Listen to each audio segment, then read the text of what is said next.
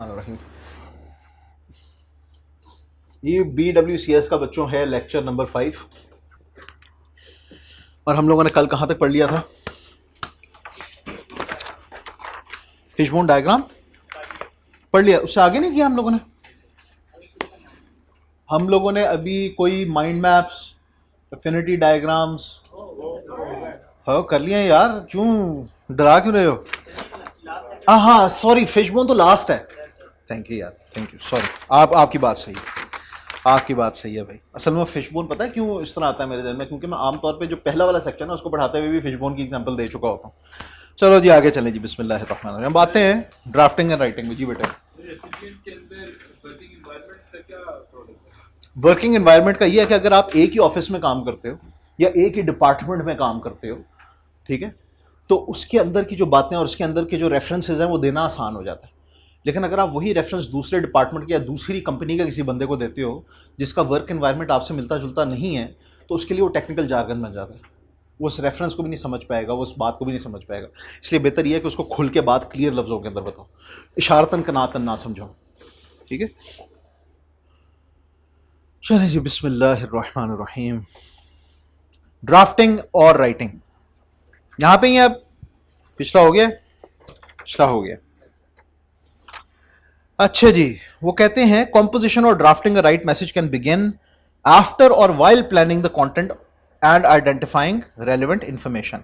ये हम लोगों ने पहले भी देख लिया था, जिस वक्त स्पेशली हम लोग एफिनिटी डायग्राम्स कर रहे थे और बाकी का आइडिया जनरेशन की चीज़ें कर रहे थे। तो मैंने आपको बताया था कि प्लानिंग की स्टेज ही पे कई दफ़ा आप अपने कंटेंट की ड्राफ्टिंग भी शुरू कर देते हो, उसका एक स्ट्रक्चर बनना हो जाता है, ठीक है, उसके अंदर आप फिलिंग करना शुरू कर देते हो। तो ज़रूरी नहीं है कि पहले अलहदा से आप आइडिया जनरेशन करो और फिर अपना ड्राफ्टिंग शुरू हो, बल्कि कई दफ़ा आइडिया जनरेशन की स्टेज के अंदर ही ड्राफ्टिंग भी शुरू हो जाती है। अगली बात वो कहते हैं written messages must be targeted for an identified audience. ये हम लोग पढ़ चुके हैं कि रिसिपिएंट जो होता है वो एक आइडेंटिफाइड बंदा होता है, किसके लिए हम लोग कम्युनिकेट करें, किसको हम कम्युनिकेट कर रहे हैं। And therefore organisation and outline are amongst the significant steps. लिहाजा उसी के मुताबिक आपने अपने कम्युनिकेशन को ऑर्गेनाइज करना होता है, ठीक है। Although there is no one way to send the message across, but written messages must be coherent, relevant and easy to follow through। वो कहते हैं कि राइटिंग का कोई एक तरीका नहीं है, कई तरीके हैं, लेकिन जो भी तरीका आप करो वो लाजमन कोहेरेंट होना चाहिए। कोहेरेंट का क्या मतलब होता है? अंडरस्टैंडेबल होना चाहिए, इंसान को समझ आना चाहिए, ईजी टू फॉलो थ्रू होना चाहिए, कि उसका एक लॉजिकल फ्लो इंसान को जो है आसान हो। पहले आप इंट्रोडक्शन कर रहे हो, फिर उसकी जो है कोई बैकग्राउंड के साथ जो है आप फिर उसका प्रॉब्लम समझा रहे हो, उसके कॉजेस इफेक्ट समझा रहे हो, फिर सोल्यूशन समझा रहे हो। एक ईजी टू फॉलो फॉर्मेट है, ठीक है। तो वो कहते हैं कि और साथ रेलिवेंट होना चाहिए। चाहे जो मर्जी आप कम्युनिकेट कर रहे हो, जिस तरह मर्जी से कम्युनिकेट कर रहे हो, बहरहाल बात रेलिवेंट होनी चाहिए। इररेलेवेंट बात जो है वो वक्त ज़ाया करेगी। चलें जी, अब जरा हम लोग बात समझते हैं ऑर्गेनाइजेशन की। ऑर्गेनाइजेशन का मतलब क्या है? बेसिकली ऑर्गेनाइजेशन के अंदर हम लोगों ने कुछ चीज़ों पे फोकस करना है। जब भी आप कोई मैसेज लिखने जा रहे हो या लेटर लिखने जा रहे हो या ऐसे लिखने जा रहे हो या रिपोर्ट लिखने जा रहे हो, तो आपने कुछ बातों पे फोकस करना है। पहली बात, focus on the main idea. जो मेन आइडिया था आपका, जो पर्पस था, पर्पस के साथ हम लोगों ने कंटेंट में जो मैसेज लिखना था, याद है कंटेंट के अंदर हम लोगों ने कई चीज़ें पढ़ी थी। पहली चीज़ हमने पढ़ा था मैसेज। मैसेज क्या है? जो अंडरलाइंग आइडिया है या जो ओपन आपकी जो स्टेटमेंट है वो आपका मैसेज है। जो आप हकीकी मायनों के अंदर दूसरे तक पहुंचाना चाहते हो वो आपका मैसेज होता है। वो कहते हैं कि ये जो मैसेज है ना, जो आपका पर्पस है और मैसेज है वो सेम होने चाहिए। ये ना हो कि आपका मैसेज कुछ हो और आपका पर्पस कुछ हो। लिहाजा जो मेन आइडिया बच्चों, उसकी तरफ ना फोकस रखो, वो हटना नहीं चाहिए। वो कहते हैं जी कि लिहाजा मेन आइडिया के साथ ही आपके सारे मेजर पॉइंट्स जो हैं वो कनेक्ट हो रहे हों। ये आपका मेन आइडिया फर्ज करो, तो आपके जो मेन पॉइंट्स हैं वो सारे के सारे इसके साथ कनेक्ट हो रहे हैं, जिस तरह हम लोगों ने माइंड मैप में देखा था। और फिर वो जो मेजर पॉइंट्स हैं, ये मेन आइडिया है और ये पॉइंट्स, उनके जो आगे सब पॉइंट्स हैं वो उनके रिलेटेड वाले उनके अंडर हों, ठीक है, जिस तरह एफिनिटी डायग्राम में हम लोगों ने देखा था। बहरहाल फिर ये देखो, ये पॉइंट्स इससे रेलिवेंट है, ये सारे इकट्ठे हों, एक जगह पे ग्रुप्ड अप हों।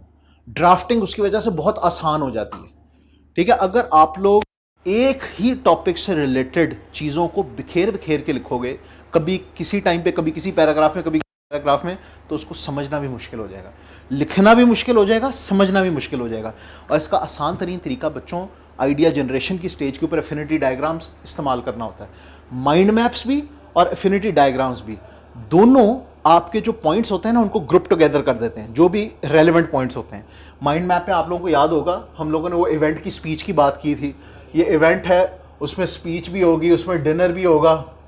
स्पीच से रिलेटेड हम लोगों ने टॉपिक और ड्यूरेशन, ठीक है, ये सारी ये उसके साथ ही हम लोगों ने ग्रुप, जिस वक्त हमने इवेंट की बात करनी है तब हम लोगों ने स्पीच, जब हम लोगों ने स्पीच की बात करनी है तो हमने स्पीच से रिलेटेड वाले पॉइंट्स की भी बात करनी है, उसी वक्त बात करनी है।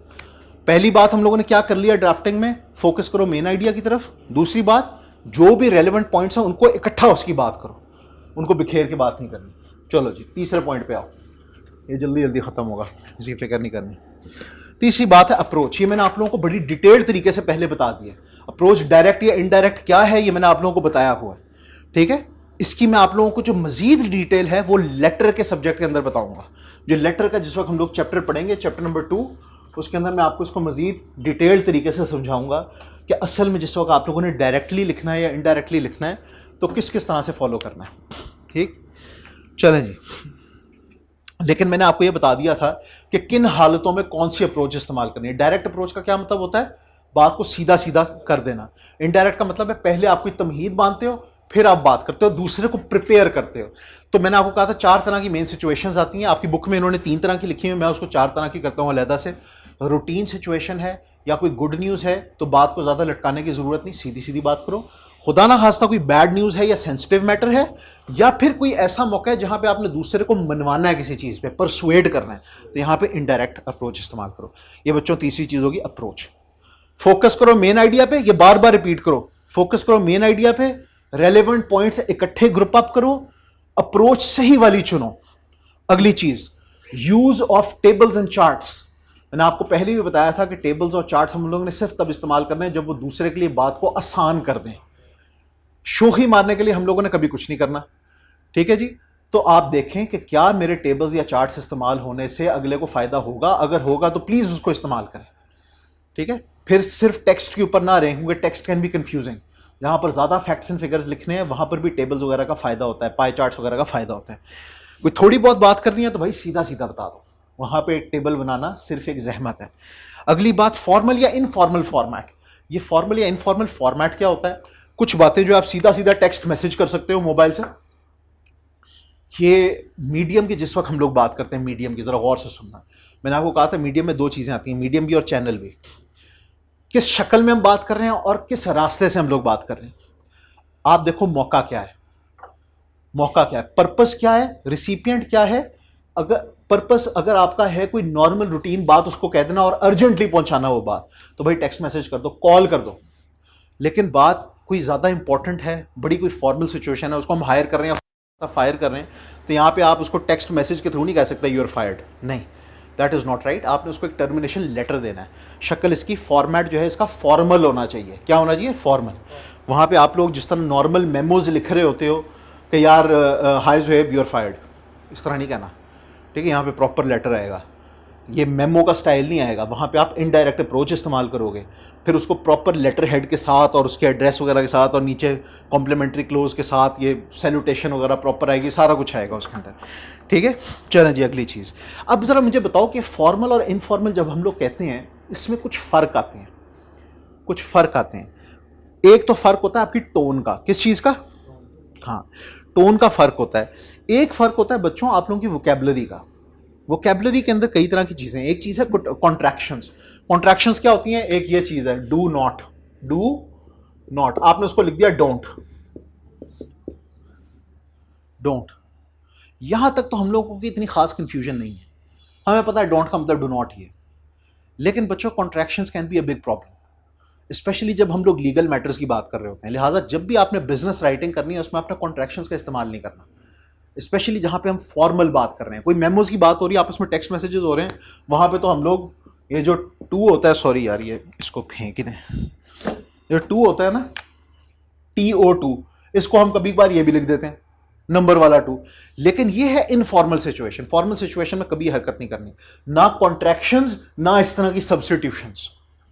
क्यों? क्योंकि these can cause a lot of confusions. मैं आपको एक चीज यहां पे बताता हूं, ये है सॉरी, ये क्या लिखा हुआ है? आइड। आइड ये कॉन्ट्रैक्शन है, हम इस्तेमाल करते हैं, ये भी हम लोग लिखते हैं वीड। क्या मतलब है इसका? ये आई वुड भी हो सकता है, आई डिड भी हो सकता है, ठीक है ना, आई हैड भी हो सकता है, ये कुछ भी हो सकता है इन तीनों में से, और इन तीनों की वजह से उसका मतलब बिल्कुल चेंज कर जाएगा। याद रखना, इसलिए contractions can be extremely confusing, कभी नहीं इस्तेमाल करनी फॉर्मल के अंदर। पहली चीज फॉर्मल इनफॉर्मल का डिफरेंस। दूसरी चीज फ्रेजल वर्ब्स नहीं इस्तेमाल करने। फ्रेजल वर्ब्स क्या होते हैं? फ्रेजल वर्ब्स होते हैं बच्चों कि जहां पर आप बात को सीधा सीधा करने की बजाय, सीधी सीधी बात करने की बजाय उसके कोई सब्स्टिट्यूट लफ्ज इस्तेमाल करते हो। सीधी बात यह है कि दिस इज वेरी कंफ्यूजिंग, इसने यहां पे एग्जांपल दी हुई है, ठीक है ना। It was very messed up. Messed up जो है, मेस्ड अप का मतलब होता है गंदा। अगर हम इसका लिटरल मतलब देखें तो गंद मंद मचा हुआ है, चीजें इधर उधर बिखरी हुई हैं। तो हकीकतन तो बिखरी नहीं हुई, लेकिन कंफ्यूजन है, इसलिए हम कह रहे होते हैं दे आर मेस्ड अप। तो जिस वक्त हम नॉर्मली बोल रहे होते हैं ना, तब हम ये कहते हैं कि थिंग्स आर मेस्ड अप। हम नॉर्मली आपस में इनफॉर्मली बात कर रहे हैं कि यार इट्स वेरी मेस्ड अप, लेकिन मेस्ड अप का मतलब ये नहीं है कि हकीकतन उधर कोई चीजें बिखरी हुई हैं, इसका मतलब कंफ्यूजिंग है, ठीक। इसी तरह she was blown away. She was blown away का मतलब होता है सरप्राइज्ड हो गई थी, ठीक है ना, काफी उसको सरप्राइज या चौंक गई थी या सरप्राइज हो गई थी। लेकिन ब्लोन अवे का तो मतलब ये होता है उड़ गई। शी वॉज ब्लोन अवे कि बंदा देखा यूं करके, कैमरे के अंदर जो फिल्मों के अंदर आता है ना, बंदा यूं करके देखे, बाल भी उसके खड़े हो गया, हवा सारा इस तरह पीछे हो गया। नहीं यार, हकीकत में इस तरह नहीं होता। हाँ, दिमागी तौर पे बंदा ब्लोन अवे हो जाता है, लेकिन यह कि लिटरली नहीं होता। तो लिहाजा फॉर्मल लैंग्वेज के अंदर हमने फ्रेजल वर्ब्स का इस्तेमाल नहीं करना, समझ रहे? किस किस का इस्तेमाल नहीं करना? पहली चीज कॉन्ट्रैक्शंस नहीं इस्तेमाल करनी, दूसरी चीज फ्रेजल वर्ब्स नहीं इस्तेमाल करने। कब नहीं इस्तेमाल करने? जब हम फॉर्मल बात कर रहे हैं। तीसरी चीज बच्चों, स्लैंग या कोलोकियलिज्म। स्लैंग वो अल्फाज होते हैं जो असल जुबान का हिस्सा नहीं होते, लेकिन उस असल जुबान को बोलने वाले लोग इनफॉर्मल सिचुएशंस में उसका खूब इस्तेमाल करते हैं। फॉर एग्जाम्पल, अगर हम लोग उर्दू की बात करते हैं, हम लोग फौरी तौर पे स्लैंग जब बोलते हैं ना तो अमेरिकन एक्सेंट के ऊपर पहुंच जाते हैं। नहीं, उर्दू में भी बहुत बहुत स्लैंग है, बहुत सारी स्लैंग है। एक स्लैंग जो सबसे ज़्यादा कॉमनली यूज्ड है वो ये है, ये हुआ हुआ है, ये हुआ हुआ है। ये वाह क्या चीज़ होती है? कभी लिख सकते हो आप इसको? लिख के दिखाओ, हुआ वाह है। ये वाह क्या होता है? मुझे इसका मीनिंग समझो। कोई मीनिंग नहीं है आपके पास, क्योंकि ये हकीकतन इस जुबान का हिस्सा है ही नहीं। लेकिन जो उर्दू जुबान बोलने वाले लोग हैं वो इसको बहुत कॉमनली इस्तेमाल करते हैं। हुआ हुआ है, जो बंदा सीख रहा होता है ना उर्दू, वो ढूंढता रह जाएगा कि ये वाह कहाँ है, वाह क्या है, ये वाह हुआ हुआ है, हो चुका है, ये असल लैंग्वेज है, ये हो चुका है। तो हुआ हुआ है हम लोग कह देते हैं, ये स्लैंग है। ये आप लिखने में इस्तेमाल नहीं कर सकते, फॉर्मल में इस्तेमाल नहीं कर सकते। कोलोकियलिज्म कहते हैं बच्चों ऐसी जुबान जो किस्से कहानियां इस्तेमाल करने के काम आती है। एक दफ़ा का जिक्र है, ये आप फॉर्मल में नहीं लिखोगे। एक दफ़ा का जिक्र, आप हमारे एम्प्लॉई थे, अब नहीं है, अल्लाह हाफिज़। नहीं, इस तरह नहीं हमने करना, ठीक है। अगली चीज़ एक्टिव पैसिव। बच्चों एक्टिव जो जुबान होती है ना, ये बड़ा डायरेक्टली बात करती है, क्लियर तरीके से बात करती है। एक्टिव पैसिव टेंसेस आपने पढ़े हुए हैं? हाँ, एक्टिव की मिसाल क्या है? Recruitment is restricted. पैसिव की जुबान ये है, we can not hire new staff. यहां पे जरा मामला उल्टा है। जब हम लोग बात कर रहे हैं फॉर्मल, तो हम लोगों ने कोशिश करना है कि हम इसको क्लियर रखें। क्या रखें? हाँ, क्लियर रखें। चलो जी। लेकिन बहरहाल एक्टिव और पैसिव के अंदर ना कुछ इश्यूज आते हैं। लोग कहते हैं कि आपने मौके की मुनासबत से देखना है कि आपने पैसिव इस्तेमाल करना है या एक्टिव इस्तेमाल करना है। लेकिन बहरहाल हम लोगों ने देखा है कि एक्टिव जो है ये ज़्यादा क्लियर समझा जाता है, ठीक है ना, दूसरे को समझाने के काम आता है। इन्होंने यहाँ पे मिसालें जो बड़ी कंफ्यूजिंग दी हैं। वो पैसिव उसका ऐसा होता है कि अगर मैं वाक्य बता रहा हूँ तो मैं एक्टिव होगा, आप मेरा वाक्य बता रहे तो आप पैसिव में पाएंगे। जैसे अगर आप किसी को लिखते हैं रेसिपिएंट को, तो कई दफ़ा आपको फॉर्मल के अंदर पैसिव लिखना पड़ता है। हाँ तो सर वो आप हाँ, मेरे लिए, तो सर फिर आप ये फिर मैं पैसिव, मैं आपको यही बता रहा हूँ ना, सिचुएशन पर डिपेंड करता है। ये सिचुएशन पर डिपेंड करता है। आमतौर पे जिस वक्त हम लोग बातें कर रहे हो ना एक दूसरे के साथ, तो हम लोग एक्टिव टेंस जो है इस्तेमाल करते हैं इनफॉर्मल के अंदर। फॉर्मल के अंदर कई दफ़ा पैसिव इस्तेमाल होता है, लेकिन कई दफ़ा फॉर्मल के अंदर आपको एक्टिव इसलिए इस्तेमाल करना पड़ता है क्योंकि you are the one reporting it, आप ही की आंखों देखा हाल है, तो you have to be very active. Active tense ही आपको इस्तेमाल करना वहाँ पे सूट करेगा, लेकिन नॉर्मली आपकी बात सही है, पैसिव यूज़ होगा, ठीक है। तो लेकिन इसने यहाँ पे जो है ना इसको उल्टा लिखा हुआ है, अगर आप नोट करो तो ये इसने यहाँ पे इसको उल्टा लिखा है। इसने यहाँ पे पैसिव को जो है उसमें डाला हुआ है, इनफॉर्मल के अंदर डाला हुआ है, और एक्टिव को फॉर्मल के अंदर रखा हुआ है। आगे चलें। अब बच्चों अगली चीज़ है आउटलाइन। आउटलाइन मुझे दोबारा से इसलिए बताने की ज़रूरत नहीं है क्योंकि हम लोगों ने इसको जिस वक्त हम आइडिया जनरेशन कर रहे थे उसके अंदर मैंने आपको इसकी मैपिंग बता दी हुई थी। आउटलाइन क्या होता है कि जिस वक्त आप अपनी ड्राफ्टिंग शुरू करते हो ना, तो बजाय इसके कि आप बस पेन उठाओ और शुरू कर दो ऐसे लिखना, इस तरह नहीं, पहले आप उसका स्ट्रक्चर बनाते हो। जिस तरह एफिनिटी डायग्राम में मैंने आपको एग्जांपल दी थी ना, स्ट्रक्चर बनाओ। स्ट्रक्चर क्या है? आप कहते हो यार मेरे ऐसे में क्या कुछ आएगा, मेरे ऐसे में मैं इंट्रोडक्शन लिखूंगा, ठीक है, तो पहले मैं एक इंट्रोडक्शन का पैराग्राफ लिखूंगा, फिर मैं उस इंट्रोडक्शन के बाद प्रॉब्लम बयान करूंगा, फिर उस प्रॉब्लम की कॉज लिखूंगा, फिर उसका इफेक्ट लिखूंगा, फिर उसका सोल्यूशन लिखूंगा, ठीक है, फिर मैं कंक्लूजन लिखूंगा। आपका एक ऐसे है, आपने उसका एक स्ट्रक्चर बना लिया। या फिर कंक्लूजन से पहले आप प्रॉब्लम नंबर 2 लिखोगे, फिर उसकी कॉज, फिर इफेक्ट, फिर सोल्यूशन, फिर कंक्लूजन। ये आपका एक क्या आ गया? आउटलाइन आ गई, स्ट्रक्चर आ गया।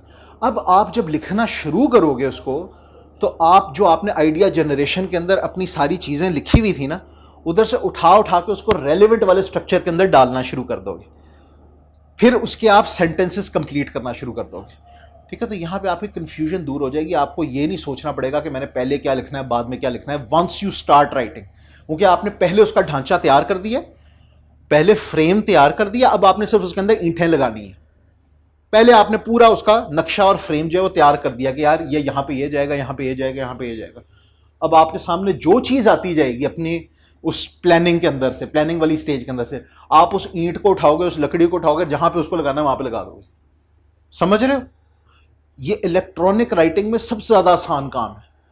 फिजिकल राइटिंग के अंदर तो कई दफ़ा हमें बड़ा इसके अंदर मसले भुगतने पड़ते हैं। इलेक्ट्रॉनिक राइटिंग के अंदर तो आप उसको ऊपर नीचे जौन से मर्जी पैराग्राफ में जो मर्जी चीज़ ऐड करो, उसको सही कर सकते हो। ये इलेक्ट्रॉनिक राइटिंग का सबसे ज़्यादा फायदा है कि वहां पे आप एक दफ़ा आउटलाइन बनाओ और उसके बाद उसके अंदर डालते चले जाओ और चीज़ें एडिट करते चले जाओ। तरतीब आपके सामने है, टेंशन आपको लेने की ज़रूरत नहीं है। लिहाजा पहले बच्चों आउटलाइन बना लो। अब हम लोगों ने क्या क्या पढ़ लिया, दोबारा से रिपीट करो। ड्राफ्टिंग के अंदर सबसे पहली चीज़ फोकस करो मेन आइडिया की तरफ। दूसरी चीज़, हाँ जी, ग्रुप करो उनको, ग्रुप टुगेदर रेलिवेंट पॉइंट्स। तीसरी चीज़, अप्रोच सही वाली यूज़ करो। इनडायरेक्ट इस्तेमाल करनी है तो इनडायरेक्ट करो, डायरेक्ट करनी है तो डायरेक्ट करो। उससे अगली चीज़ बच्चों टेबल्स और चार्ट्स का इस्तेमाल है, जहां पर ज़रूरत है वहां पे करो और सही अंदाज में करो। अगली चीज़, फॉर्मल फॉर्मेट यूज़ करना है या इनफॉर्मल यूज़ करना है, डिपेंड करता है सिचुएशन के ऊपर, रेसिपिएंट के ऊपर और पर्पस के ऊपर। अगली चीज़ बच्चों, फॉर्मल और इनफॉर्मल के हम लोगों ने कुछ फ़र्क पड़े। कॉन्ट्रैक्शंस, उसके अलावा फ्रेजल वर्ब्स, स्लैंग या कलोकियलिज्म और एक्टिव पैसिव टेंस। फिर बच्चों हम लोगों ने पढ़ा कि आउटलाइन जो है हम लोगों ने उस पर फोकस करना है। आउटलाइन जो है वो क्या है? आउटलाइन के अंदर हम लोगों ने बेसिकली अपना स्ट्रक्चर पहले से, फ्रेमवर्क पहले से बना लेना है, और जो फिर बाद में हम लोगों ने प्लानिंग के अंदर, स्टेज के अंदर जो आइडियाज जनरेट किए थे वो उसके अंदर फिल करना शुरू कर देने। अच्छा, आउटलाइन के अंदर इसने कुछ चीज़ें लिखी हुई हैं जो कि मेरे नज़दीक वो रेपिटेशन है, हम लोग पहले इसको पढ़ चुके हैं, लेकिन फिर भी हम एक नज़र इसको देख लेते हैं। कहता है जी, logical sequence of items to be presented in the text. Logical sequence होता है, आउटलाइन होता क्या है इसने ये बताया। Structured organisation of the information to be presented, ideas club together within the main point, यानी कि प्रॉब्लम है, कॉज है, इफेक्ट है, सोल्यूशन है, इस प्रॉब्लम से रिलेटेड। समझ रहे हो? इस प्रॉब्लम से रिलेटेड सारी ये चीजें हम लोगों ने क्लब टुगेदर कर दी। अगली प्रॉब्लम के अगली के नीचे लिखेंगे हम लोग, ये क्लब टुगेदर कर दिया। A conceptual design with the overall organisation of the written message. ये कंसेप्चुअल डिजाइन है, पहले इंट्रोडक्शन आएगा, फिर प्रॉब्लम आएगा, फिर कॉज आएगा, फिर इफेक्ट आएगा, फिर सोल्यूशन आएगा, फिर कंक्लूजन। ये कंसेप्चुअल डिजाइन है। An opportunity to think through the draft before commencing the actual business, actual message. बच्चों ये बड़ी ज़रूरी चीज़ है, ये जो आखिरी बात उसने कही है ना, वो कहता है कि जिस वक्त आप स्ट्रक्चर पहले बना लो ना, स्ट्रक्चर पहले बना लो, तो आप पहले से अपने ड्राफ्ट की एक नज़र आपके सामने आ जाती है, एक शक्ल सामने आ जाती है। घर बनाने से पहले अगर आप नक्शा बनाओगे, घर बनाने से पहले आप अगर उसका एक फ्रेमवर्क बना लोगे, तो आपके सामने एक शक्ल आ जाएगी। अगर उस शक्ल में कोई चेंज करनी है तो अभी कर ले इंसान, बाद में मुश्किल हो जाता है, बाद में पूरी पूरी दीवारें तोड़नी पड़ती हैं। समझ रहे हो? पहले अगर आपके सामने एक स्ट्रक्चर आ गया, आपके सामने ना एक ओवरऑल शक्ल आ जाती है, आपको नहीं अच्छी लग रही, चेंज कर दो। बाद में यार बड़ी मेहनत करनी पड़ती है, आपने इतनी मेहनत से ऐसे टाइप किया, अब आप कह रहे हो यार ये मैं इधर से उधर कर दूं। इलेक्ट्रॉनिकली फिर भी आसान है, लेकिन कई दफ़ा दिमाग ना उस वक्त सही तरीके से काम नहीं करता है। It's still quite a bit of work. अगली बात वो कहते हैं एसेंशियल पॉइंट्स क्या क्या आपने करने हैं। हाँ, पहली बात वो कहता है मेन आइडियाज़ को रैंक करो। ये मेन आइडियाज़ है बच्चों, प्रॉब्लम्स ये क्या है, मेन आइडियाज़ हैं। ये मैंने इधर एक स्ट्रक्चर लिखा है ना, स्ट्रक्चर के नीचे मैंने प्रॉब्लम नंबर 1। अगर आपके पास 4-5 प्रॉब्लम्स हैं, आप पोल्यूशन के ऊपर एक लिख रहे हो ऐसे, पोल्यूशन के आपके पास 4-5 प्रॉब्लम्स हैं जिसके ऊपर आप उसके कॉजेज, इफेक्ट्स, सॉल्यूशंस वगैरह लिख सकते हो। अब आपने रैंक करना है उसको। पहले मैंने कौन सा प्रॉब्लम डिस्कस करना है बाद में, और ये रैंकिंग हम लोगों ने पहले सीख ली हुई है कंटेंट में कि आपने ऑर्डर किस तरह से देना है। ऑर्डर आप इंपॉर्टेंस के तौर पे भी दे सकते हो, क्रोनोलॉजी के तौर पे भी दे सकते हो, कॉम्प्लेक्सिटी के शाबाश तौर पे भी दे सकते हो, कॉजैलिटी के तौर पे भी दे सकते हो कि हो सकता है कि प्रॉब्लम नंबर 1 की वजह से अगली प्रॉब्लम हो। तो अगर इस तरह है तो पहले प्रॉब्लम ये वाली प्रॉब्लम लिखो, बाद में दूसरी लिखो, ठीक है। इंपॉर्टेंस के लिहाज से भी दे सकते हो, आपने डिसाइड करना है खुद से कि मैंने पहले कम इंपॉर्टेंट लिखने हैं या बाद में ज़्यादा इंपॉर्टेंट लिखने हैं। अगर आपने एक सस्पेंस क्रिएट करना है और एंड पे इफेक्ट ज़्यादा डालना है तो पहले कम इंपॉर्टेंट लिखो, बाद में ज़्यादा इंपॉर्टेंट लिखो। अगर time is of the essence, आपने अपनी आवाम को जल्दी मसले बताने हैं तो पहले इंपॉर्टेंट वाले बताओ, बाद में कम इंपॉर्टेंट वाले बताओ, ठीक है जी। चलें, हाँ लो जी बच्चों, अब आ जाओ रिव्यू के ऊपर।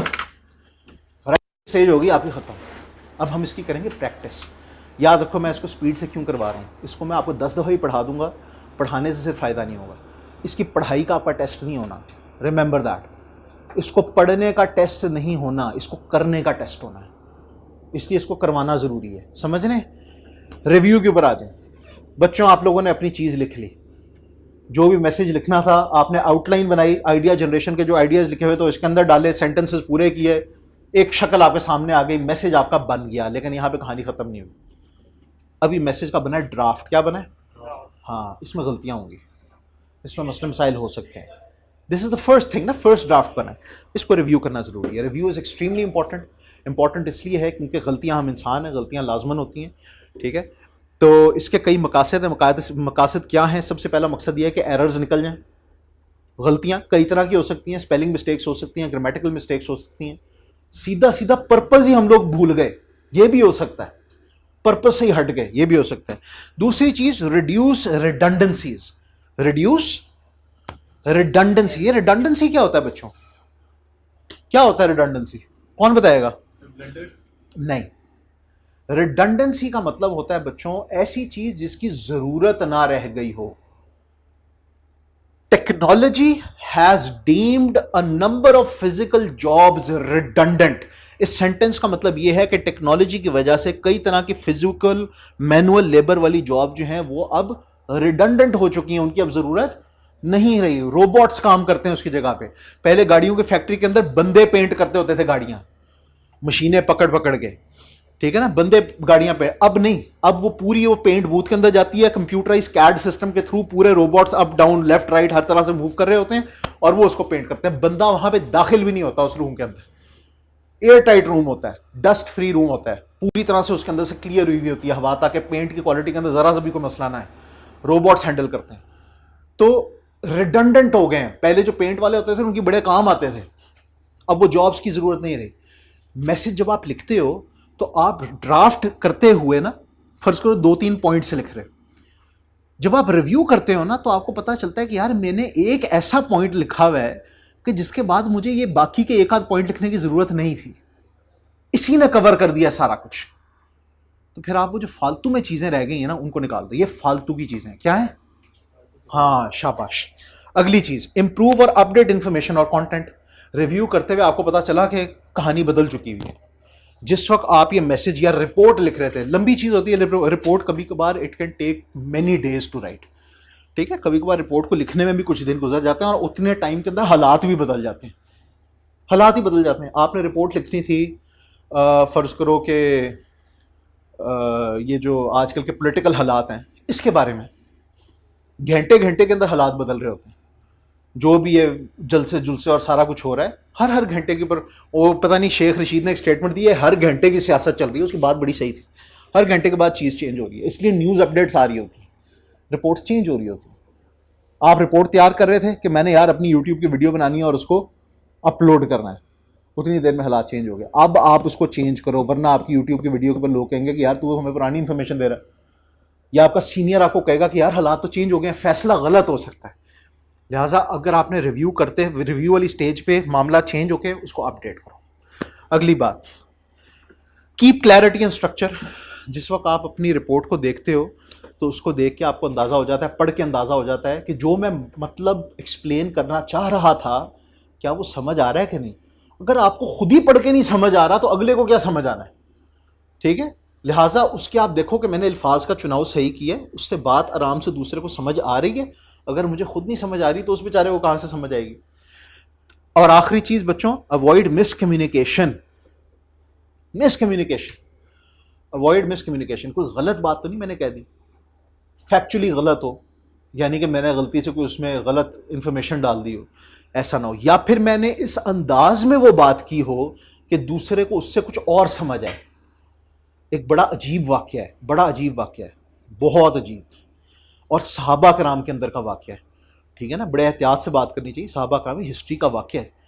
हज़रत खालिद बिन वलीद इतने मशहूर सहाबी हैं, उन्होंने ये हमारा बड़ा ज़बरदस्त तारीख़ का वाक़या है, जंग ख़त्म हुई, प्रिजनर्स थे, कैदी थे मुसलमानों के, उन्होंने ऑर्डर दिया, उनको ठंड लग रही थी, ठीक है ना, उन सारों को ठंड लग रही थी, उन्होंने ऑर्डर दिया, उन्होंने कहा कि इन सारों को, उन्होंने अरबी के अंदर एक इस तरह से ये ऑर्डर दिया कि जिसके दो मतलब निकलते थे, जिसके दो मतलब, एक मतलब ये था कि इनको ओढ़ दो, कब इनको उनके ऊपर ना वो डाल दो, कोई कवरिंग डाल दो, और उसका मुहावरतन ये भी मतलब था कि इनको कफन पहना दो, ख़त्म कर दो इनको। वो जो बेचारा सिपाही था ना, उसने वो समझा, उसने उड़ा दिया सारे, अमीर का हुक्म ऐसे की तैसे उड़ा दो सारे। बहुत बड़ा इसके अंदर कंट्रोवर्सी बनी, बहुत बड़ी कंट्रोवर्सी बनी, क्योंकि वो लफ्ज़, एग्जैक्ट लफ्ज़ के दोनों मतलब लिए जा सकते थे अरबी ज़ुबान के अंदर। तो उसका कुछ इस तरह का मतलब था, अल्लाह ताला का हमेशा माफ़ फरमाए, कि इनको ऊँट की जो है ना वो खाल पहना दो।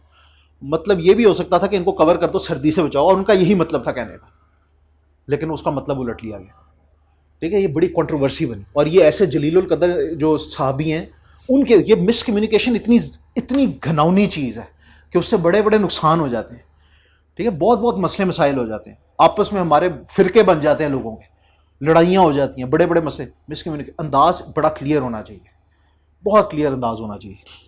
फिर अवॉइड मिसकोटिंग इन्फॉर्मेशन। मिसकोटिंग तो ये है कि हम लोगों ने सोचा सही था, लेकिन कहीं से हम लोगों ने गलत पढ़ के बता दिया, ऐसा ना हो यार, ठीक है ना। मिस कोट हम लोगों ने कर दिया, अगर किसी ने कोई बात कही थी लेकिन हमने उसकी बात गलत कह दी। उसने हमें कहा था कि नहीं जी 50 यूनिट्स जो है ना हम लोगों के पास पड़े हुए हैं, हम लोगों ने इन्वेंट्री की रिपोर्ट लिखनी थी, हमें बंदे ने सही बताया, हमारे बंदे ने सही बताया कि 50 यूनिट पड़े हैं, हमने गलती से 5 लिख दिया, ये मिस कोट हो गया। क्या हो गया? हाँ, हम लोगों, एक होता है कि हम लोगों ने लिखा ही गलत, हम लोग भी यही समझते थे कि 5 हैं, ठीक है ना, उसने भी हमें 5 ही बताए, ये तो एरर, ये तो फैक्चुअली गलत है, एक है मिस कोट कर देना। बहरहाल दोनों का असर एक ही होगा, समझ रहे हो, लिहाजा इस सारी चीज़ों से बचना है। अच्छा बच्चों, अब इसको हम लोग रिव्यू करेंगे किस तरह, ये तो हम लोगों ने बताया इसके मकसद। रिव्यू हम करेंगे किस तरह से? रिव्यू करने के बच्चों 4 मेन तरीके हैं। पहला तरीका है सेल्फ रिव्यू। आपने लिखा मैसेज, अब आप खुद से उसको रिव्यू करो, सेल्फ रिव्यू। रिव्यू का पहला तरीका है सेल्फ रिव्यू। सेल्फ रिव्यू का मेन फायदा ये है, आपने खुद लिखा है इसको, स्पीडली आप इसका रिव्यू कर सकते हो, ठीक है जी। तो बड़ा स्पीड से आप पहली दफ़ा इसको खुद से रिव्यू करोगे, आपको पता है कि इसका पर्पज़ क्या है, आपको पता है रेसिपिएंट क्या है, आपने खुद अपने अल्फाज इस्तेमाल किए हैं, तो रिव्यू करना आसान हो जाएगा, ठीक है, स्पीड से जाएगा, ये इसका मेन फ़ायदा है। और दूसरा जाहिर सी बात है, आप तो अपने लिए अवेलेबल हो, अवेलेबिलिटी भी इसका एक फ़ायदा है। अगला तरीका है बच्चों, सुपरवाइज़र को दिखाओ। सुपरवाइज़र को दिखाने के क्या फ़ायदे हैं? सुपरवाइज़र को दिखाने के ये फ़ायदे हैं कि उसको भी पता है कि इसका पर्पज़ क्या है। आपका सुपरवाइज़र है ना, आपका सीनियर है, तो उसको भी पता है कि आप क्यों कम्युनिकेट कर रहे हो और किसको कम्युनिकेट कर रहे हो। हाँ, लिखा उसने खुद नहीं है, लेकिन इसका एक बड़ा फ़ायदा होगा, वो ये कि इंसान अक्सर अपनी गलती ओवरलुक कर जाता है, अपनी गलती खुद नहीं पकड़ी जाती। अगर हमारे लैंग्वेज स्किल्स हैं ही गलत, मैं आपको एग्जांपल दे रहा हूँ, तो मैं तो सिर्फ उतनी हद तक अपनी गलती देख सकता हूँ जितनी हद तक मैं जानता हूँ। उससे ऊपर तो नहीं देख सकता, उससे ऊपर तो मेरे पास इल्म ही नहीं है।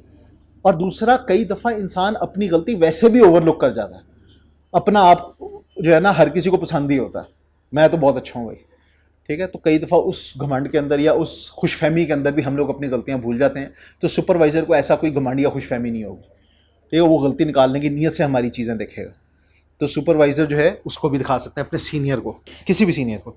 फिर बच्चों, कुछ ऑर्गेनाइजेशंस के अंदर ख़ास तौर पे कम्युनिकेशन के स्पेशलिस्ट रखे जाते हैं। कुछ ऑर्गेनाइजेशंस में ख़ास तौर पे कम्युनिकेशंस के स्पेशलिस्ट रखे जाते हैं, जिनका काम ही ये होता है कि उन्होंने कम्युनिकेशंस को, वो लिएज़ों ऑफिसर्स होते हैं। क्या होते हैं? उनको हम कहते हैं लिएज़ों ऑफिसर्स। ये फ्रेंच वर्ड है जिसका मतलब होता है लिंक या कम्युनिकेशन लिंक, ठीक है ना, आपस में जो लिंक हो। ये बंदे लिंक होते हैं हमारी ऑर्गेनाइजेशन और दूसरी ऑर्गेनाइजेशन के दरमियान में, ये उसके अंदर कम्युनिकेशन रखते हैं। लिएज़ों ऑफिसर्स का काम यही होता है कि वो एक्सटर्नल कम्युनिकेशन जो है ना उसको करने के माहिर होते हैं। आप उसको दिखा सकते हैं, रिव्यू करने के लिए। दोनों चीज़ें हो सकती हैं, करने के भी माहिर हो सकता है, रिव्यू करने के भी माहिर हो। जो करने का माहिर हो वो रिव्यू भी अच्छा कर सकता है, ठीक है ना। जो कर नहीं सकता वो रिव्यू भी नहीं कर सकता, ये एक बेसिक सी चीज़ है, ठीक। बहरहाल, ये जो लिएज़ों ऑफिसर्स होते हैं, इन प्रोफेशनल्स को, जिनका काम ही यही है कम्युनिकेशन को चेक करना। कोई लीगल हम लोगों ने मामला लिखना था, कोई लीगल मामला लिखना था, लीगल कम्युनिकेशन काफ़ी टफ होती है, तो किसी लॉयर को दिखाओ, प्रॉपर लॉयर को दिखाओ, यार ये कॉन्ट्रैक्ट मैंने लिखा है, क्या ये सही है? वो आपको पढ़ के बताएगा कि यार इसकी ज़रा लैंग्वेज इस तरह से करो, वरना इसके अंदर लूप होल निकल आएगा, अगले को तरीका मिल जाएगा इसको इससे निकलने का, ये तो वो आपको समझा देगा। लिहाजा सेल्फ रिव्यू के बाद था, आप किसी सुपरवाइज़र या सीनियर को दिखाओ या किसी स्पेशलिस्ट को दिखाओ, इसको हम कहते हैं किसी प्रोफेशनल को दिखाओ। अच्छा, प्रोफेशनल के दिखाने के अंदर फ़ायदा ये है कि उनका काम ही यही होता है, वो इसके एक्सपर्ट होते हैं। नुकसान ये है कि कई दफ़ा चीज़ जो है हमारी वो होती है सेंसिटिव इन्फॉर्मेशन होती है, तो हमारी मजबूरी होती है हम इनको नहीं दिखा सकते, स्पेशली अगर ये हमारी ऑर्गेनाइजेशन का या डिपार्टमेंट का हिस्सा नहीं है, ठीक है। कई दफ़ा तो डिपार्टमेंट से बाहर वाले बंदे को भी नहीं हम दिखा सकते, और कभी कभार हम अपने सुपरवाइज़र के अलावा किसी को भी नहीं दिखा सकते, अपने साथ वाले बंदे को, अपने डिपार्टमेंट के बंदे को भी नहीं दिखा सकते। कई दफ़ा ऐसे इस हद तक जो है वो सेंसिटिव इंफॉर्मेशन होती है। आखिरी चीज़, सॉफ्टवेयर्स होते हैं और वेब बेस्ड चीज़ें होती हैं। आजकल इस तरह के सॉफ्टवेयर्स अवेलेबल हैं जो आपकी, जिस वक्त आप उसमें टाइप कर रहे होते हैं तो आपकी कम्युनिकेशन देख के उसकी स्पेलिंग और ग्रामेटिकल मिस्टेक्स भी निकाल लेते हैं, जिस तरह माइक्रोसॉफ्ट वर्ड है। और कई इस तरह के भी सॉफ्टवेयर्स अवेलेबल हैं जो आपको यहाँ तक बता देते हैं कि इसकी टोन कैसी है, आपने जो लिखा हुआ है क्या ये फ्रेंडली सुनाई देगा, या ये गुस्से वाली चीज़ सुनाई देगी, या फिर ये इनडिफरेंट सा सुनाई देगा, या फिर ये बड़ा हैप्पी सा सुनाई देगा, क्या ये सुनाई। वो आउटलुक है ना, माइक्रोसॉफ्ट आउटलुक, जहाँ से आप ईमेल्स वगैरह करते हो, अगर आप उस पर कोई मैसेज लिखो तो बाकायदा उसके अंदर एक ना इमोजी बना हुआ आता है, छोटा सा शक्ल बनी हुई आती है कि आपका मैसेज जो है वो पढ़ के किस तरह का लग रहा है, गुस्से वाला लग रहा है, अच्छा लग रहा है, हैप्पी लग रहा है, क्या लग रहा है, तो वो आपको बता देता है। तो ये भी एक बहुत बड़ी हेल्प हो गई हुई है, ठीक है जी, ये तरीके थे। अच्छा बच्चों, इसके अंदर कुछ चीज़ों का हम लोगों ने ख्याल रखना है रिव्यू के अंदर, वो ये कि हम देखें कि हमारा जो कम्युनिकेशन है ना उसका ओपनिंग और क्लोजिंग वो बहुत कंपेलिंग हो। क्या हो? हाँ, याद रखें कि इंसान डिटेल्स भूल सकता है, डिटेल्स, लेकिन फर्स्ट और लास्ट इंप्रेशंस बहुत ज़रूरी होते हैं। फर्स्ट और लास्ट इंप्रेशंस बहुत ज़रूरी होते हैं। डिटेल्स कई दफ़ा इंसान भूल जाता है, दरमियान में क्या हुआ, दरमियान वाली चीज़ों को इंटरेस्टिंग बनाना पड़ता है, याद रखवाने के लिए मिसालें देनी पड़ती हैं, एनेक्डोट्स बताने पड़ते हैं, अगले के इंटरेस्ट का ख्याल रखना पड़ता है, वरना शुरू में जो बताया एंड में जो बताया। लिहाजा चूंकि नेचुरली इंसान इंट्रोडक्शन और क्लोज को ज़्यादा फोकस करता है, तो उस पर आपने बहुत ज़्यादा फोकस रखना है। दो तीन चीज़ों के फोकस रखने हैं। पहला फोकस ये रखना है कि आपका जो इंट्रोडक्शन और एंडिंग है ना वो पर्पस के साथ इन लाइन हो, ये ना हो कि आपकी इंट्रोडक्शन किसी काम की थी और क्लोजिंग में आप पता नहीं क्या बात कर रहे हो, इस तरह नहीं, और पर्पस से कुछ भी नहीं मैच कर रहा। सब कुछ पर्पस के साथ मैच करना, जिस पर्पस के लिए आप कम्युनिकेट कर रहे हो उसके साथ ही मैच कर। और दूसरा, बड़े स्ट्रॉन्ग बेहतरीन अल्फाज के अंदर होना चाहिए ताकि अगले के ऊपर इंप्रेशन अच्छा पड़े। बीच में जाहिर सी बात है डिटेल्स लिखना हमारी मजबूरी है, ठीक है, वो तो हम लोगों ने एक्सप्लेन करना है, तो that can get a bit boring, लेकिन ज़्यादा बोरिंग नहीं होने देना। अगली चीज़, वैल्यू एडिशन विद स्पेसिफिकेशंस। कहते हैं आपकी कम्युनिकेशन के अंदर स्पेसिफिकेशंस जरूर होनी चाहिए। आपने रिपोर्ट लिखी अपने कंपनी के प्रॉफिट के बारे में और आपने रिपोर्ट क्या लिखी जी, प्रॉफिट बहुत ज़्यादा हो गया है, मैंने आपको पहले भी बताया था कि हमने हर मामले के अंदर स्पेसिफिक होना है, कॉन्क्रीट होना है, मेजरेबल होनी चाहिए चीज़ें। बहुत ज़्यादा का क्या मतलब है? एक गरीब बंदा उसके लिए लाख रुपए भी बहुत ज़्यादा है, एक अमीर बंदा उसके लिए करोड़ भी कुछ नहीं है। भाई बहुत ज़्यादा क्या है? हमारी छोटी सी कंपनी थी, हम लोगों ने अपना अगर लाख रुपए का भी प्रॉफिट कमाया तो हमारे लिए एक बहुत बड़ी अचीवमेंट है। तो लिखो ये नहीं कि ज़्यादा है या कम है, कभी ये नहीं लिखना, बी स्पेसिफिक। आप कहो जी इतने परसेंटेज से इंप्रूवमेंट हुई है, पिछली दफा हमारा इतनी अमाउंट थी, इस दफा हमारी इतनी अमाउंट है। तो स्टैटिस्टिक्स जिस वक्त आप ऐड करोगे ना, तो इससे आपकी बात की क्रेडिबिलिटी बढ़ जाएगी। क्या बढ़ जाएगा? हाँ, क्रेडिबिलिटी बढ़ जाएगी। आपने बताना है कि एग्जैक्टली फिगर्स क्या हैं। अगली बात, इसके अंदर इसने एग्जांपल्स दिए हुए, एग्जांपल्स आप देख लीजिएगा। आखिरी चीज, अब आपने रिव्यू कर लिया, रिव्यू की एक चेकलिस्ट इसने आपको बताई हुई है, रिव्यू में क्या क्या कुछ करना है। रिव्यू में क्या क्या कुछ करना है? सबसे पहले तो देखो ड्राफ्ट को एज अ होल रिव्यू करने लगे हो, चाहे सेल्फ रिव्यू करने लगे हो, चाहे सीनियर करने लगे, जो भी है, सेल्फ रिव्यू अगर आप कर रहे हो, पहले तो बच्चों आप लोगों ने अपने सामने रखना है अपनी कम्युनिकेशन को, स्क्रीन से जरा थोड़ा सा पीछे हटके देखो कि हमारी जो ये ड्राफ्ट है शक्ल में कैसा लग रहा है। एज अ होल देखो, क्या इसका लेआउट ठीक लग रहा है? ये तो नहीं कि एक ही पैराग्राफ का सारा आपने लिख दिया, सारा कुछ उसमें आ गया तो लेआउट ही खराब हो गया, अच्छा नहीं लगेगा।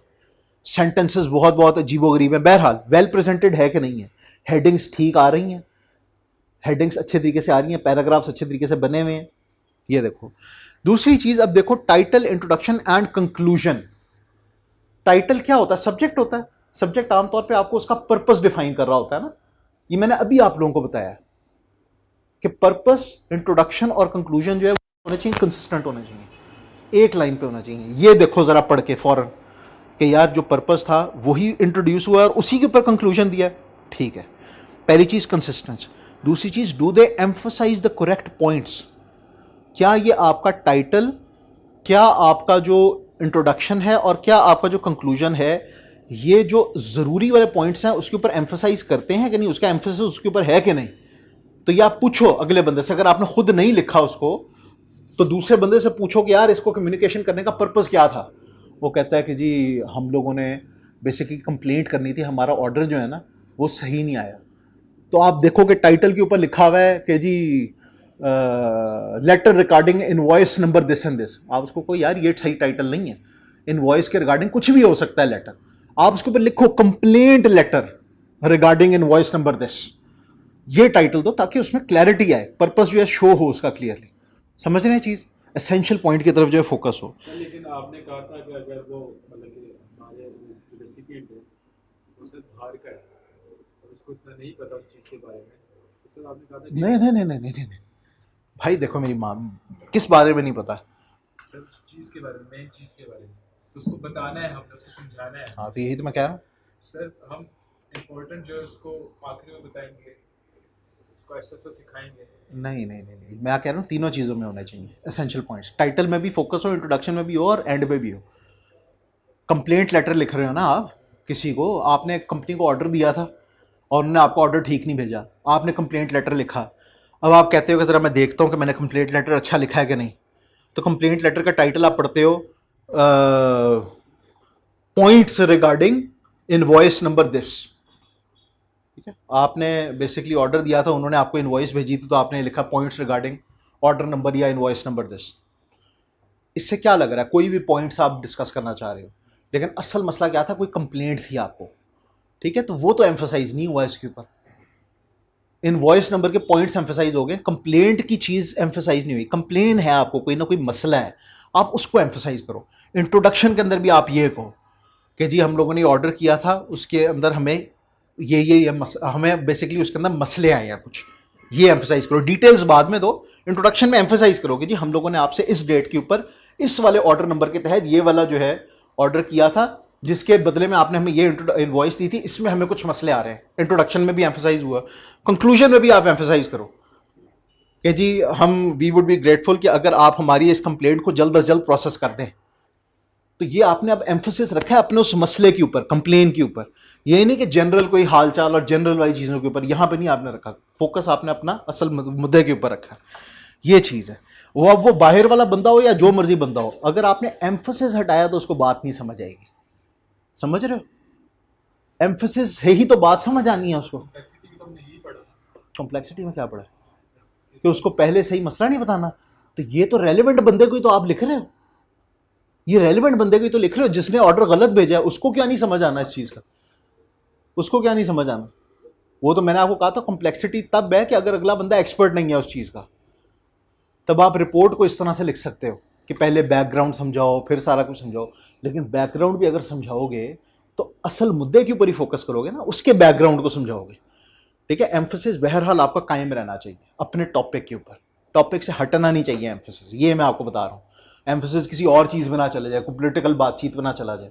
मैं आपको वैसे एक एग्जांपल देता हूँ। मेरी वालदा जो है ना वो लॉयर है, वो यहाँ पे जिस वक्त अपने दौर के अंदर पढ़ रही थी, लॉ कर रही थी, तो उनके क्लास के एक बड़ा मशहूर पॉलिटिकल फिगर है, मैं उसका नाम नहीं लूँगा अगैन क्योंकि रिकॉर्डिंग भी हो रही होती है। तो वो उनको जो शरिया लॉ होता था ना वो पढ़ाता था आके, उसकी एक क्लास होती थी। वो कहती है कि क्लास शुरू होती थी एक टॉपिक के साथ, इंट्रोडक्शन, और कंक्लूजन में उसके हक के नारे मार रहे होते थे लड़के ना खड़े हो गए। देखिए क्या हुआ, इंट्रोडक्शन में तो टॉपिक की इंट्रोडक्शन हुई, कंक्लूजन में तो कोई कंक्लूजन हुआ ही नहीं, समझ ही नहीं आया क्या, बीच में वो मिन करके बोल रहा होता था। तो कंक्लूजन जो है उसमें कहीं भी फोकस उस टॉपिक के साथ नहीं होता था, फोकस उसके पॉलिटिकल करियर के ऊपर होता है, टीचर के पॉलिटिकल करियर के ऊपर फोकस कहां से चला गया? आप एक शरिया लॉ का एक टॉपिक पढ़ा रहे हो तो भाई क्लास को एंड भी उसके ऊपर करो। शुरू आपने उसके ऊपर कर लिया, ठीक है, एम्फेसिस था, बीच में आपका एम्फेसिस ऐसा डी ट्रैक हुआ कि एंड के ऊपर जो है आपने अपने पॉलिटिकल स्कीम के नारे जो है मरवाना करना शुरू कर दिए, तो ये फोकस हट गया। सर मिनिमल से मैक्सिमम तक जा सकते हैं, मतलब कि हम स्टार्ट जिस तरह मर्जी आपको बेहतर लगता है, इट डजेंट मैटर। हमने आपको 4 तरीके बताया ना, इंपॉर्टेंस, कॉम्प्लेक्सिटी, क्रोनोलॉजी, कॉजालिटी, जो आपको बेहतर लगता है उसके अंदर आप करो। इंपॉर्टेंस के अंदर लो से हाई, हाई से लो, योर थिंग। कॉम्प्लेक्सिटी में हाई से लो से हाई आपने देखना है, आपने अपनी प्रेफरेंस भी देखनी है और देखना है रिसिपिएंट किस काबिल है, और पर्पस भी देखना है। ठीक है ना, ये सारा कुछ। टेक्स्ट के ऊपर आ जाओ। अब बच्चों असल बॉडी है, अब हम लोग सिर्फ उसका जनरल लेआउट नहीं देख रहे, और अब सिर्फ हम टाइटल, इंट्रोडक्शन और कंक्लूजन नहीं देख रहे, अब हम सारे अल्फाज देख रहे हैं, सारे अल्फाज देख रहे हैं। यहां पर सबसे पहली चीज आपने ये देखनी है, हमारा एक असूल होता है जो कि है काफी बेहुदा सा असूल, क्योंकि ये यूएस नेवी ने निकाला है। ठीक है ना, यूएस नेवी ने 1960s वगैरह के अंदर, या पता नहीं शायद वर्ल्ड वॉर 2 के अंदर, I am not really sure, मेरे ख्याल में 1960s में निकाला था। इसको कहते हैं द किस रूल। क्या कहते हैं? Keep it simple stupid. वो कहते हैं बेवकूफ इंसान, बात को सिंपल रखो। Keep it simple stupid. जंग के हालात के अंदर अगर आप बहुत लंबे चौड़े किस्म के ऑर्डर्स देना शुरू कर दो तो फौरी तौर पे बात समझ नहीं आएगी फौजियों को, और जान का खतरा हो सकता है, सिर्फ अपनी का नहीं, पूरी मुल्क की। ठीक है, बहुत बड़े लेवल के ऊपर जान माल का खतरा होता है। तो वो कहते थे फौरी तौर के ऊपर आपने इंफॉर्मेशन देनी है और सिंपल अल्फाज के अंदर देनी है, ताकि क्लियरली दूसरे को समझ आए कि क्या करना है। यही बिजनेस की ज्यादातर टर्मिनोलॉजीज याद रखें मिलिट्री बैकग्राउंड से आई हुई हैं, स्ट्रैटेजीज, टैक्टिक्स, ठीक है ना, ऑपरेशंस, ये सारे अल्फाज वगैरह और आपको टर्मिनोलॉजी सारी आपको मिलिट्री बैकग्राउंड से मिलेंगी। क्योंकि मिलिट्री जो इदारे हैं ये these require the most extensive managements in the world. उनके दुनिया के सबसे बड़े इदारे जो है ना वो आमतौर पर मिलिट्री ऑर्गेनाइजेशंस होती हैं, तो उनको काफ़ी ज़्यादा स्ट्रॉन्ग किस्म की मैनेजमेंट चाहिए होती है। ठीक है जी। टेक्स्ट को आप देखें, पहली चीज़ आप ये देखें कि आपने शॉर्ट वर्ड्स और सेंटेंसेस लिखे हैं या बड़े बड़े लंबे लंबे सेंटेंसेस लिखे हैं। लंबे सेंटेंसेस लिखने या कॉम्प्लेक्स किस्म के लंबे चौड़े अल्फाज लिखने के नुकसान क्या होते हैं? एक तो लिखना मुश्किल, उसमें गलतियां भी ज़्यादा हो सकती हैं, गलतियों के चांस बढ़ सकते हैं, स्पेलिंग मिस्टेक्स के भी, ग्रामेटिकल मिस्टेक्स के भी, लॉजिकल मिस्टेक्स के भी, कि सेंस ही नहीं बन रही चीज़ की, और समझना भी मुश्किल, अगले के लिए पढ़ना अजाब हो जाता है। अगर आपका तो लिखने का स्किल बहुत अच्छा था, आपने उसमें कोई गलतियां नहीं की, लेकिन दूसरे का समझने का स्किल इतना अच्छा नहीं था, उसको समझ नहीं आएगा। तो हम लोगों ने अपनी शौकी नहीं, मैंने आपको कहा करनी, हम लोगों ने काम सही करना है। अगली बात, वो कहते हैं कि कोई अननेसेसरी लफ्ज वगैरह तो नहीं है, फालतू के लफ्ज तो नहीं लिख दिए, वो भी खत्म कर दो, बात को छोटा रखो। Definite and supported by facts, हमारी जो बात है वो पक्की ठक्की है और उसके अंदर हम लोगों ने साथ कोई एविडेंस दी है कि नहीं, हवाई बातें तो नहीं की। ठीक है ना, ऐसी कोई बात नहीं लिखनी, अपने ओपिनियंस नहीं झाड़ने, फैक्ट्स लिखने। हमने इंतहाई अनबायस्ड होकर कम्युनिकेशन करनी होती है, खुद से साइड नहीं ले लेनी किसी चीज की। अगर आप किसी चीज की साइड ले रहे हो, सपोर्ट कर रहे हो, तो उसकी वजह बयान करनी है। ये वजह है जी जिसकी वजह से मेरा ये मशवरा है कि हम इस तरह से कर लें, क्योंकि ये चीजें हो चुकी हैं, उसके भी एविडेंसेस पेश करो, और उसकी वजह से हम लोगों को लगता है कि ये हो सकता है, लिहाजा मेरा ये ओपिनियन फैक्ट्स के साथ सपोर्टेड हो। जार्गन्स और क्लीशेस तो नहीं है, जार्गन तो आप लोग समझते हो ना, जार्गन का मतलब है ज़्यादा टेक्निकल जुबान तो नहीं इस्तेमाल हो रही है, स्पेशली ऐसा अगर रिसिपिएंट है जिसको हमारी बातें समझ नहीं आती, हमारे टेक्निकल टर्म्स समझ नहीं आती, हम मेडिकल की रिपोर्ट बना रहे हैं, ठीक है ना, लेकिन अगले बेचारे को मेडिकल रिपोर्ट नहीं वो अपना मेडिकल वाली जुबान नहीं समझ आनी, ले मैन टर्म्स के अंदर लिखो। फाइनेंशियल रिपोर्ट बना रहे हैं लेकिन फाइनेंस डिपार्टमेंट के लिए नहीं बना रहे, नॉर्मल मैनेजर्स के लिए बना रहे हैं, ले मैन टर्म्स के अंदर रखो, नॉर्मल इंग्लिश में उसको लिखो, ठीक है, समझाओ उसको सही तरीके से। अगली चीज़ है क्लीशेज। क्लीशेज होती हैं रटी रटाई चीज़ें जो बिल्कुल ही घिसी पिटी किस्म की बातें होती हैं।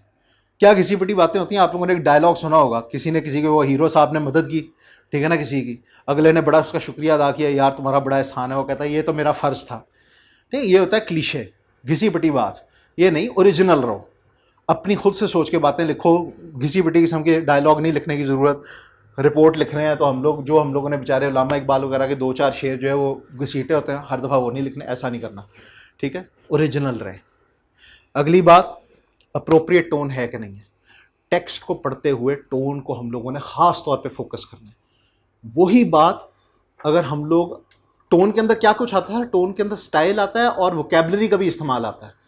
क्या वोकेबलरी हम लोग यूज़ कर रहे हैं और किस अंदाज में यूज़ कर रहे हैं, ये दोनों चीज़ें आती हैं, उस पर फोकस करें। क्योंकि सेम बात मुख्तलिफ अगर अंदाज और मुख्तलिफ अल्फाज में की जाए तो उसका असर बहुत फ़र्क हो सकता है, ठीक है। सेम बात, कोई उसमें फ़र्क नहीं है, लेकिन मुख्तलिफ अंदाज में कर रहे हैं, मुख्तलिफ अल्फाज में कर रहे हैं, उसका बहुत फ़र्क पड़ सकता है, ठीक है जी। चलें, अब बच्चों यहाँ तक हम लोगों ने 3 चीज़ें देख ली हैं। सबसे पहले उसको एज अ होल देखा, पूरी तरह से ओवरऑल लेआउट देखा, उसका देखा है कि यार इसका स्ट्रक्चर ठीक लग रहा है कि नहीं लग रहा है, ठीक है, प्रेजेंटेड अच्छा है कि नहीं। फिर हम लोगों ने उसके टाइटल, इंट्रोडक्शन और कंक्लूजन की तरफ फोकस किया कि कंसिस्टेंट है कि नहीं, और साथ साथ वो इंपॉर्टेंट पॉइंट्स पे फोकस कर रहा है कि नहीं।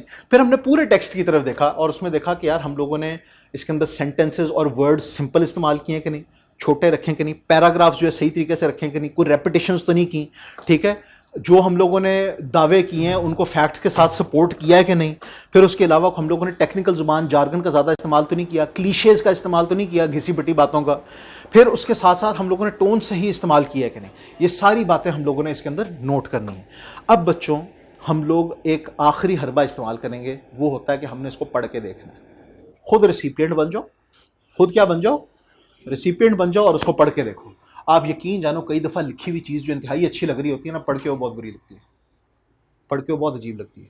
पढ़ के इंसान के दिमाग उसको ये रजिस्टर करता है कि ये सुनने में कैसी लग रही है, ये समझने में कैसे लग रही है। जब आप उसको पढ़ते हो ऊंचा, तो फिर आपको उसके अंदर की कई गलतियां जो हैं वो सुनाई देती हैं। उसमें जो सबसे मज़े की चीज़ है ना, वो उसका फ्लो होता है। आप सुनने में देखते हो कि यार ये क्या फ्लो में जा रहा है, या मुझे पहले कोई और बात करने की ज़रूरत है, बाद में कोई और बात करने की। फिर उसके अलावा कई रेपिटेशंस होती हैं जो आपको उस वक्त सुनाई देती हैं, लिखे में वो आपको नहीं नज़र आ रही होती। आप कहते हो यार मैंने इस वाले लफ्ज़ का इस्तेमाल ज़्यादा कर दिया, ये बार बार इस्तेमाल हो रहा है, मुझे कोई फ़र्क लफ्ज़ इस्तेमाल करना चाहिए, कोई इसका सिनोनिम इस्तेमाल करना चाहिए, ठीक। और कभी कभार कोई पॉइंट आपने मल्टीपल टाइम्स रिपीट कर दिया होता है, तो वो सुन के इंसान को एहसास होता है कि नहीं यार ये मैं बार बार इसके ऊपर आ रहा हूँ, इसको चेंज करने की ज़रूरत है। और आखिरी जो सबसे इम्पॉर्टेंट बात है, सबसे इम्पॉर्टेंट बात है कि मैंने जो कुछ भी लिखा हुआ है, क्या इसको लिखने की ज़रूरत थी या फिर ये लिखने में अच्छा फील हो रहा था। क्या कह रहा हूं मैं, do we need to have it और डज इट लुक गुड। अगर तो भाई आपने सिर्फ इसलिए लिखा है क्योंकि it is nice to have it, तो फिर ये ठीक नहीं है। We need to have it. अगर आपको इसको लिखने की जरूरत थी तो फिर बच्चों उसको रहने दो। अगर बस इसके होते हुए आपको अच्छा लग रहा है तो फिर ये गलत है, ये गलत स्टैंडर्ड है।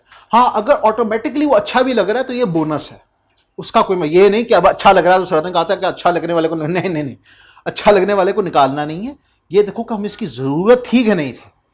अगर ज़रूरत थी तो ज़रूर रखो, और अगर अच्छा लग रहा है तो बहुत अच्छी बात है, ठीक है। लेकिन अगर सिर्फ इसलिए हमने रखा हुआ है कि वो अच्छा लग रहा है, नहीं यार ये मैं शेर भी लिखना है इसके अंदर, अच्छा लग रहा है, नहीं, वक्त नहीं जाया करना, ना अपना ना दूसरे का, ठीक है जी। बच्चों ये आपका पहला चैप्टर था, पहला चैप्टर आपका एंड हो चुका है, ठीक है जी। हम लोग कल मंडे को इस भी करेंगे, और उसके अलावा अब अगले वाले वीक के अंदर इस वाले चैप्टर का मैं आपका टेस्ट भी लूँगा, एक्सटेंसिव टेस्ट होगा। अल्लाह ने चाहा तो प्रैक्टिस वाला सेशन भी होगा फ्राइडे के दिन, और सैटरडे के दिन जो है इंशाल्लाह इसका टेस्ट भी होगा, ठीक है जी। मिस किसी ने नहीं करना, आप लोगों ने इसके पैसे दिए होते हैं, याद रखें। सिर्फ पढ़ने के पैसे नहीं होते, प्रैक्टिस और टेस्टिंग के भी पैसे होते हैं। It requires a lot of मेहनत, और वही असल चीज़ है। मैं आपको बार बार ये कह रहा हूँ, बार बार, इस बुक में से, इस सब्जेक्ट में कोई भी चीज़ एज इट इज़ नहीं आती है। इसमें रट्टा लगाने का कोई फ़ायदा नहीं, इसमें सीखने का फ़ायदा है। I2B के अंदर और पेपर्स के अंदर कई दफ़ा आप लोगों को थोड़ा बहुत उसको रोटा वगैरह जो सिस्टम होता है वो करना पड़ता है। Not in this paper, you require a lot of practice in this. ठीक है जी, जज़ाकल्लाह जी, अस्सलाम वालेकुम।